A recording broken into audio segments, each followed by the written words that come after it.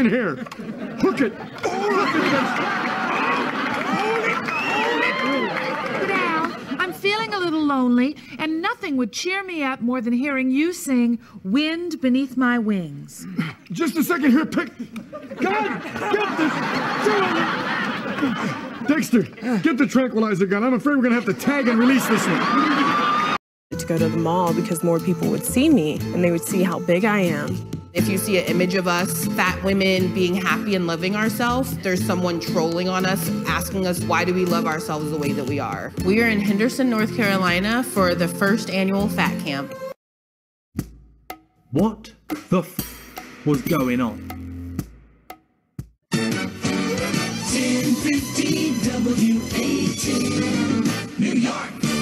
Hello, New York City. Thanks for tuning in on this beautiful summer's day. The date is June 4th, 1967, and boy do I have news for you. It looks like Central Park is occupied today by around 500 fat protesters celebrating obesity. We are not just fat people. We are people. I do agree that there is stigma that I have to deal with because I am fat. Because the real elephant in the room here is fatphobia. These are my arms. These are the arms that I have. It's not my problem that you don't want to look at them. Let's all gain 300 pounds and be fat. Thinness does not grant you a better life. I do not owe you thinness. I am fat and beautiful, and I am worth every bit of space that I take up. But these women are dying.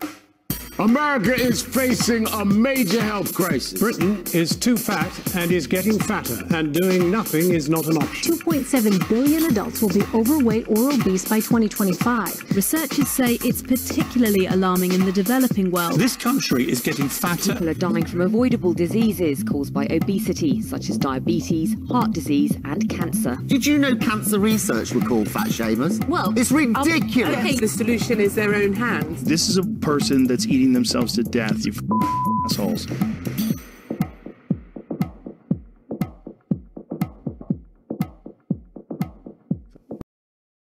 Hey everyone, Keto Comic here. What you're looking at is the official trailer for the brand new Amazon documentary Fat-Topia. And I am about to give you my official review of it, as well as some clips of a very special interview I did with Connor Luke Simpson, the director, narrator, and star of this movie.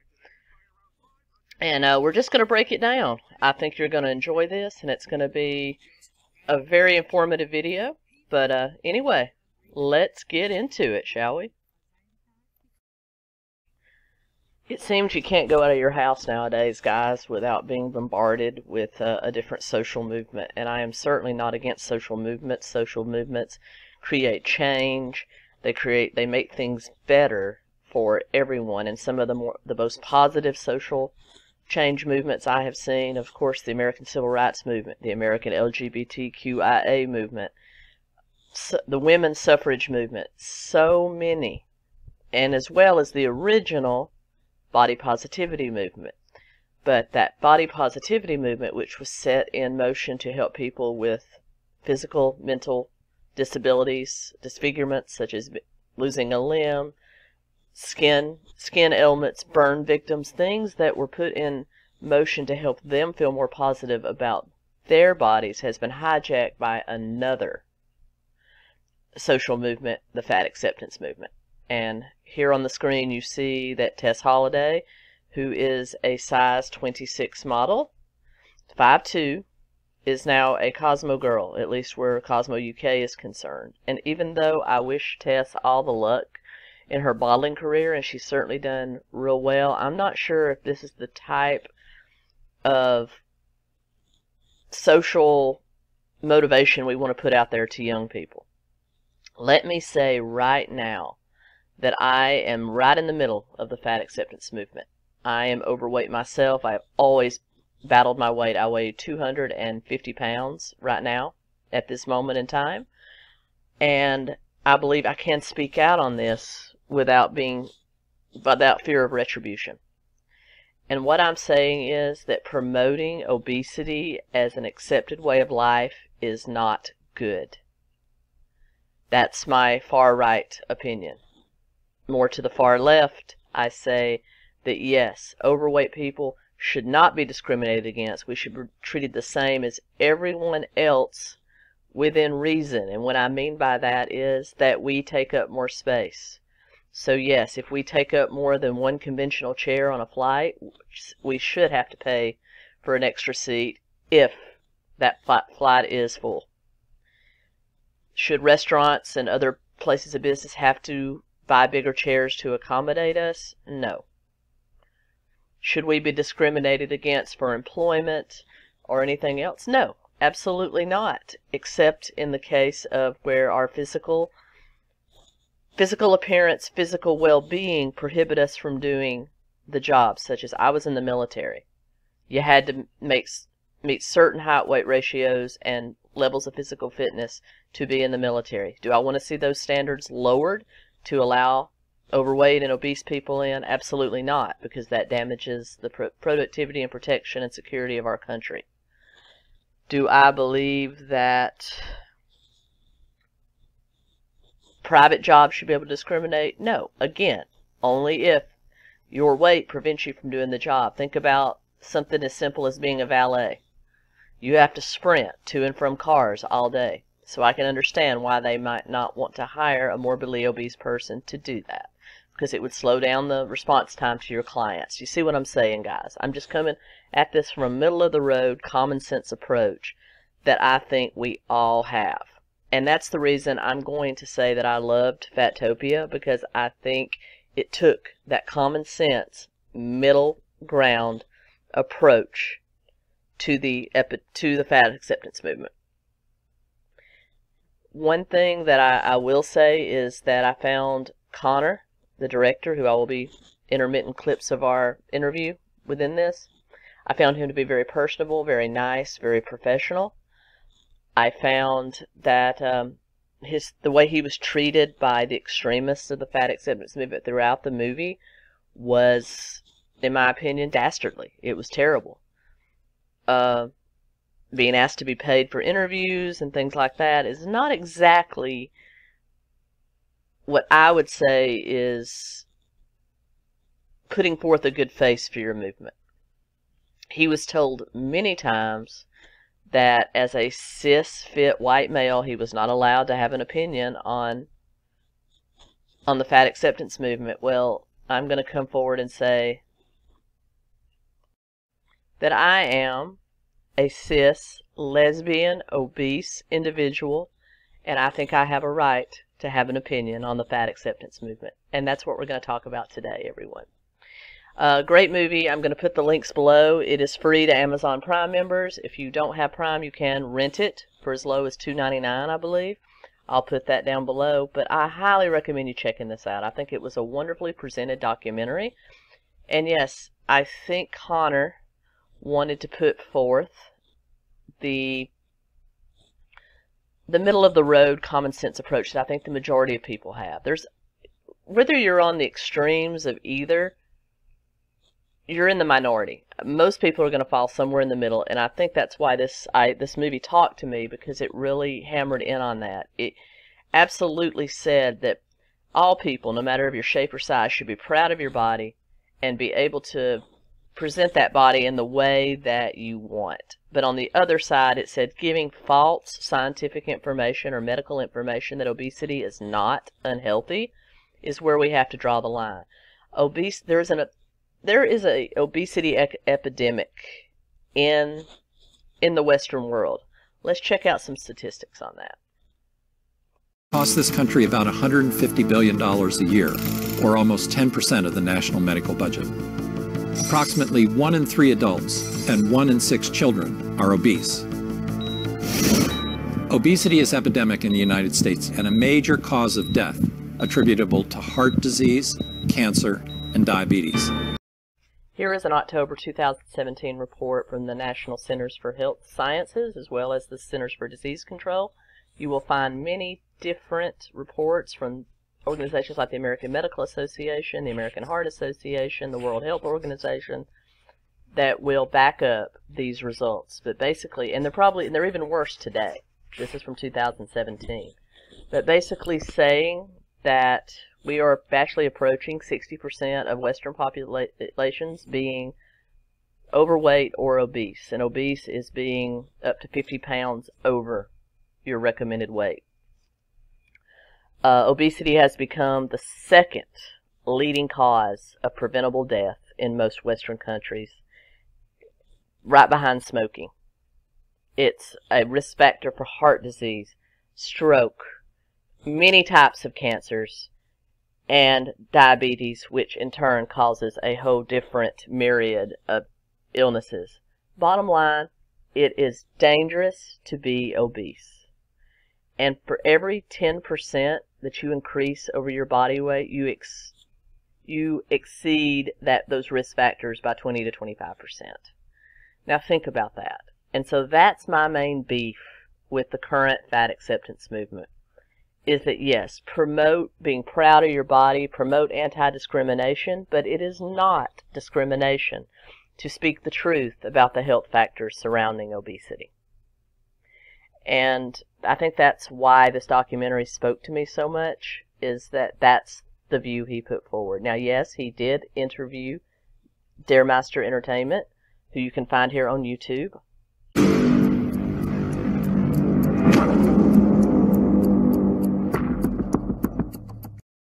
Who does poke fun at the fat acceptance movement in what could be construed as a cruel way.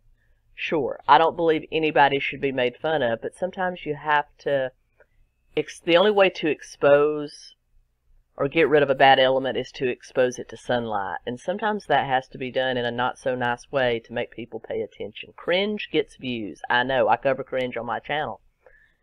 It gets views. Why do you think people watch Beauty Booty, or Big Beautiful Me, Amber Lynn Reed, and the Slayton sisters?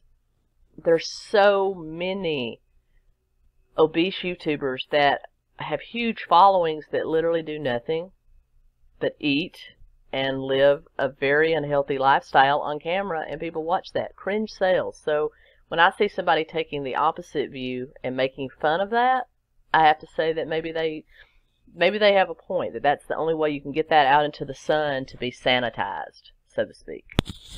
And so that's one reason I really enjoyed this movie. Put a great middle-of-the-road approach. The only reason I think it was, or could be deemed more slanted toward anti-obesity, is because a lot of the fat acceptance activists would not come on and talk with him. They basically told him he had no right to have an opinion, whereas he, as a tax-paying British citizen, does have an opinion on what it's doing to their national health service. He did interview some more moderate fat acceptance activists who took the same opinion that I'm taking here, that yes, all about body positivity, but you can't lie about statistics. They even went so far as to talk about how it was discrimination for doctors to automatically mention losing weight whenever a health issue comes up. Okay, yeah, I understand that I might be offended if I go in for a sore throat and the doctor mentions my weight, but then again, I might be even more upset if he didn't, because he's not taking my best, he doesn't have my best health. It is at the forefront of their concern if they don't mention it, because like I said, it is the cause of many different ailments and issues. And that's the major problem with the current fat acceptance movement. It's hijacked that body positivity movement, and they're not the same. Obesity is a very reversible condition. And when you say that it's not dangerous to be 100 pounds overweight and put people that wear a women's size 26 on the cover of your magazine as someone for young children to look up to, I have a real problem with that. There's a fine line. I'm all about overweight people like myself having a voice and being portrayed in the media, as long as they're portrayed as just a regular person like everyone else, but not put up to be some model for people to aspire to be their body type, because it's dangerous. You wouldn't put somebody that cuts themselves or does, quote, for lack of a better term, suicidal behavior up there. Well, to me, obesity's the same. You're eating yourself to death. And I believe in full acceptance of all humans, but I also believe that personal responsibility is a thing, and you need to take the responsibility to get the weight off. And I know people are going to come at me saying, well, you're still a fat ass. Yeah, I am. I'm 250 pounds, but I'm down from almost 400 after many, many years. So you can check out my before and after pictures right here on my channel. I don't hide them. So yes, I believe I can speak on this. I'm still going through my journey. I can tell you, I could sit here for 10 minutes and tell you how my asthma has gotten better, how my aches and pains have gone away, how so much has improved since I lost weight. But I'm not going to. I'm speaking purely on the fat acceptance movement. As I said, it's dangerous to be overweight. It's dangerous to put that out there as a viable lifestyle to young people and to promote that things like weight loss, before and after pictures, things like that can be toxic. That just doesn't make any sense. Self-esteem and health can sometimes be two separate issues. I'm all about pumping up somebody's self-esteem, but on the flip side, that self-esteem should be pumped to the point that they want to do better. They want to improve themselves, and part of that is making yourself healthier. It's no different than having dental work done to get rid of gum disease or some other disease that could be threatening your life. Yeah, it's a cosmetic issue, but it's also a health issue. And so I think that's the common sense approach that we have to take. And that's the reason I highly recommend this documentary. Yes, it could seem that it's slanted more toward one side, but only because the other side wouldn't come on. And I'm going to put out a call right now. If there's any fat acceptance activists that are hardline to the other side, that it's a healthy, it's a okay way to live your life, please reach out to me. Comment below. You can find me on Facebook, you can find me on Twitter, you can find me on Instagram. Let me know. I'll have you on and I'll interview you the same way I'm about to interview Connor. And I want to hear your side, and let's talk about it, because I can't give you a straight fare unless you're willing to talk to me. So if you want to do that, please reach out to me. But again, I highly recommend this movie. I think it was great. And with that, let's get into my interview with Connor. Here we go. Okay. If we're recording, can you hear me? Yep. Perfect. Well, hey, Connor, thank you so much for consenting to do this. It really speaks a lot to your character, and I think you wanted to get this message out there. A lot of people would have said, "Who are you? I don't know you." But I really appreciate No problem at all. No problem I at all. appreciate it. All right. Well, first, let's tell us a little bit about yourself and your company, and maybe some other projects you're working on, and then we'll get into Fat-Topia. So yeah, I'm Connor Luke Simpson. I'm the director of the new fat acceptance documentary Fat-Topia. My company is Teej Films. This is our first production. We just sort of finished university and stuff, so we was looking for a project to work on, and this was sort of our first exploration into documentary and that sort of stuff. So we plan to do a lot more sort of documentaries looking at social movements. There's loads of different stuff in society we want to sort of look at, sort of the weird and wonderful, and sort of like things that how we're sort of interested in how in the future how society will look back at things. Those are the sort of the issues that we like will we be on the wrong side of history, the right side, the sort of grey area, that sort of like stuff that we're interested in. All right, awesome. Well, that's an interesting take. It's kind of like you're throwing it against throwing the dough against the wall and seeing what sticks, sort of. Well, that's the scary part, because we don't. I don't know necessarily if I have all the I don't think I have all the answers. Maybe in 100 years they'll look back at a film like this, if they even do, and they'll think, this guy was completely out of his mind to say stuff like that. But it's sort of just like a product of its time, I guess, and doing the best with the information we got. Well, definitely. I'm sure I'm quite a bit older than you. I'm in my 40s. I don't mind saying that. But so I remember growing up being overweight. You were a bit chastised for it, and people could be cruel, very cruel. So I can see how something like the fat acceptance movement would move, out of a desire to have not have that happen, because I don't think anyone's for bullying, so to speak. But was there a specific reason that you chose the fat acceptance movement for your first documentary?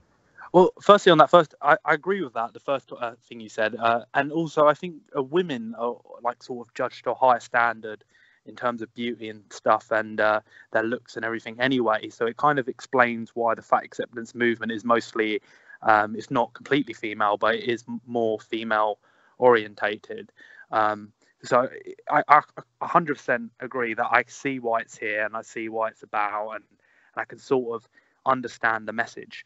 In terms of like why we chose this first, I actually had a list of a couple of different documentaries or subjects that I wanted to look at.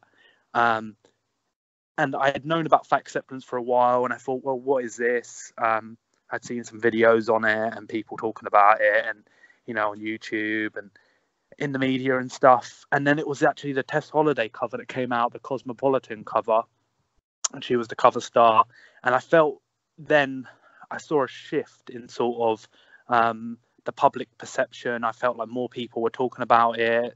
Body positivity or fat acceptance was more in the mainstream, the limelight. And I thought, I think this will be a good sort of topic to look at. And I say that more people knew about it, but there was also like some people I talked to had never heard of it before. So I thought that would be a sort of an interesting thing to sort of like introduce people to it and sort of like see what this was all about. Definitely.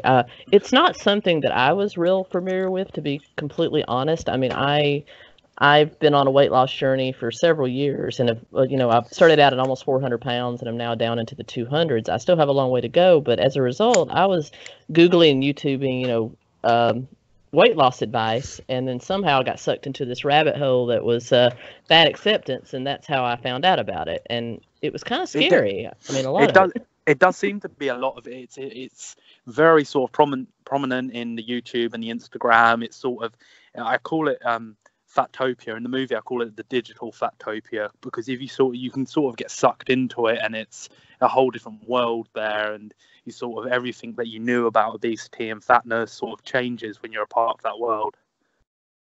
Definitely. And, like we were saying before, I think that the whole anti-bullying part of it, I think everyone can get behind.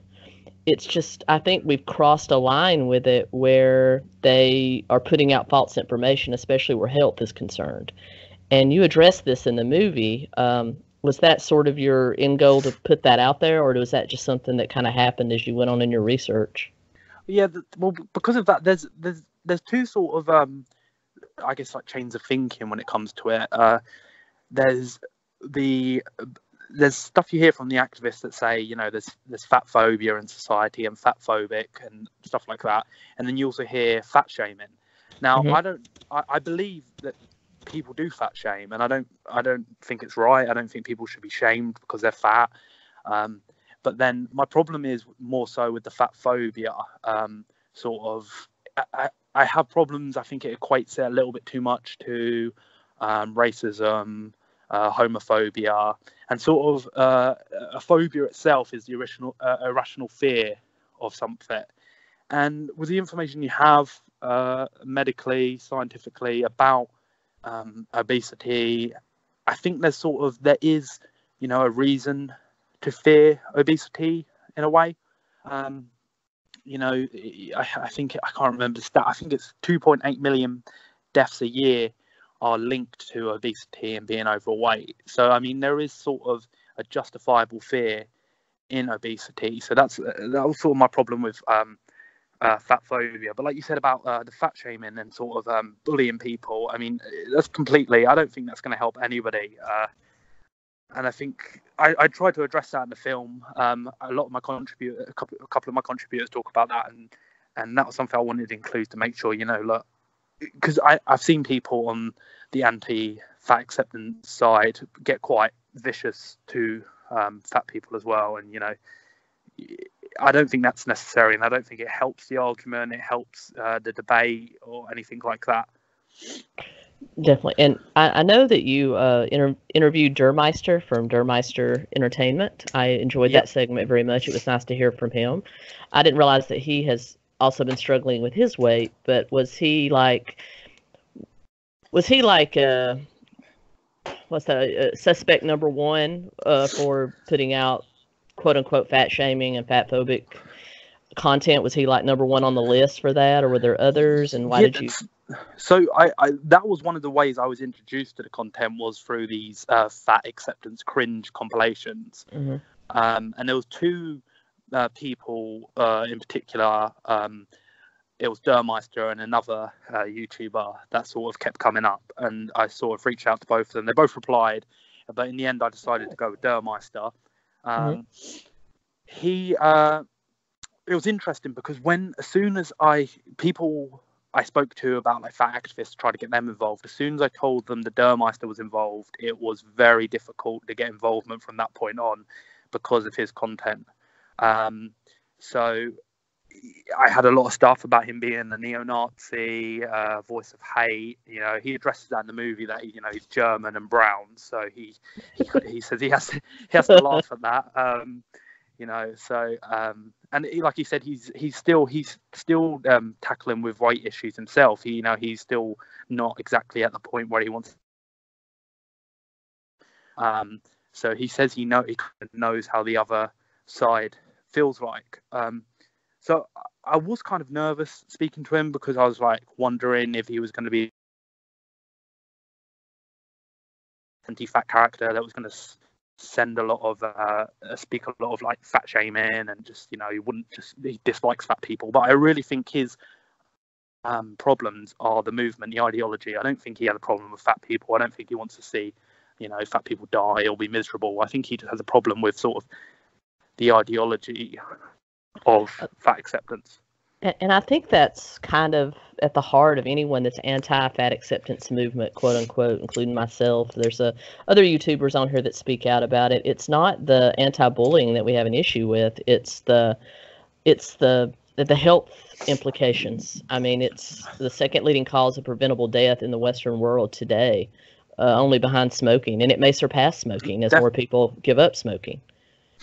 And it's just it's dangerous. And I think what I was really surprised about is all of the what I call extreme fat activists. I mean, you did get a chance to speak with some more moderate people that are kind of in that world, but they understand the health implications, and it's good to see them. But then the people on the other side that say that you don't have a right to have an opinion on it because you're cis white male and fit. I mean, I'm a fat lesbian, so I don't think they'll have any issue with me. But so I do have an opinion on it. But it was just surprising that they were that hostile towards you. And was that did any of them ever come over after the movie was out and offer to do an interview, and after the part interview, or were they just, you were still kind of blacklisted in that world? Yeah, so that was a strange part for me as well. I didn't kind of expect, the whole race and sexuality and all of that to sort of become factors inside of the fat acceptance movement. I think I sort of misjudged that. Maybe I went in too fresh. Maybe I should have done more research into it. But it's like you said, there's the extreme fat acceptance people. I sometimes call them the radicals. That the people that are more in tune with the sort of.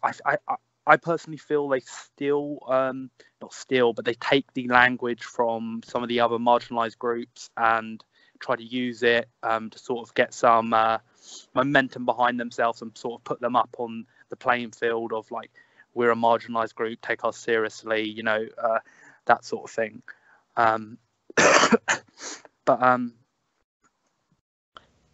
Well, it's scary because I've seen their like promos get mixed in with just straight up body positivity, which was created for amputees, burn victims, things of that nature, and then they're kind of molding together. And I think if I was an amputee or a burn victim or somebody that the body positivity movement was actually for, I'd be a little insulted, because you're doing like what's a reversible condition, a completely reversible condition, and putting it up against something that no one can help. Oh, 100%. I agree with that. It's like no one said like losing weight is necessarily the easiest thing. I mean, there are sometimes genetics and eating disorders, and your heart goes out to people that it's a struggle. But I think maybe the body positive movement is sort of getting mixed up with the message of this fat acceptance. You know, I was speaking to some body positive people that sometimes say, you know, this isn't our movement, we're separate, we're fighting for different things here. And I don't know if some of the sort of, you know, radicals sort of have tried to confiscate the body positive movement for their own. But then I guess the counter argument would be we should all be accepted. And I kind of think, is there a difference between, you know, accepting, you know, someone as who they are, but also where do we sort of not even draw the line, but start having concern for, you know, obesity, and, you know, there are real scientific facts behind that. I totally agree. I think there's a thin line between not bullying and acceptance. Full acceptance, you know, because fat people are different. You can't, and I'm saying fat because I am fat. Fat people are different. We take up more space. So when you start that you're not, you know, kind of saying you're being discriminated against because you don't qualify for certain jobs, let's say the military or a highly physical job, when you're not hired for that, you say it's discrimination, but really it's just that you're not qualified for the job. Those are just some probably very, very poor examples. But when we look at it like not being bullied is one thing, but being full acceptance with no regard for your qualifications and things like that, that's where, and then putting out misleading medical information, I think that's where we have to draw the line. And I think your movie did a really good job at pointing that out. And so I've had a lot of talk with activists since the movie. That's a lot that sort of not happy with it and stuff like that. They've tried to point me in the direction of a lot of the health for every size research and all this sort of stuff. And I guess kind of one of the presumptions is that that sort of the larger scientific community are lying to us about fatness, as they did with smoking and stuff like that. It's a tough one because, like I said, maybe in 100 years we will look back at being obese in a different way, and we'll think, you know what, we'll have some amazing modern medicine that can sort of keep us alive while being overweight and all this stuff. But it's, like I said, there's a grey area, and I tend to go with sort of the more the overwhelming scientific research. You know, that's what I have to go by at the moment. And you know, places like the World Health Organization and stuff. And I try to take that sort of their advice, although I know a lot of the activists sort of think they are sort of in line with the diet industry and all this sort of stuff. Well, I mean, the facts really don't care about emotions. That's the good thing about the facts. And it is the facts. And like you said, we chastise smokers. We chastise people that cut themselves. We chastise, you know, we don't put those up as role models and that it's okay. And to me, this is just another form of killing yourself. So that, I guess that's my stand, is why is this different? But when you first went into this movie, did you have a preconceived opinion on it, or did your opinion kind of come as a result of what you saw in researching the movie?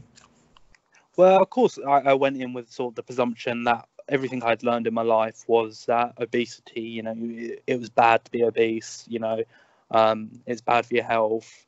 You can, all the medical conditions that are connected. So I went in with that presumption. I'll be lying. I think any documentarian that sort of says they don't have a bias is probably lying. But I was honestly open. I wanted to speak to these people just to find out, you know, because that's one of my favorite things. I hate when I really don't like all the confrontations and stuff. I think there's too much of that in the media already. So I wanted to sort of have these sit down conversations and maybe like, okay, maybe I can get onto your level and understand where you're coming from and stuff. And can we sort of find some mutual ground? But unfortunately, a lot of the time it did turn into sort of the media circus when it came to like my communications with fat activists. Right. Well, Connor, thank you so much. I've taken up way more of your time than I wanted to. I really appreciate you coming on and speaking with me for a few minutes today.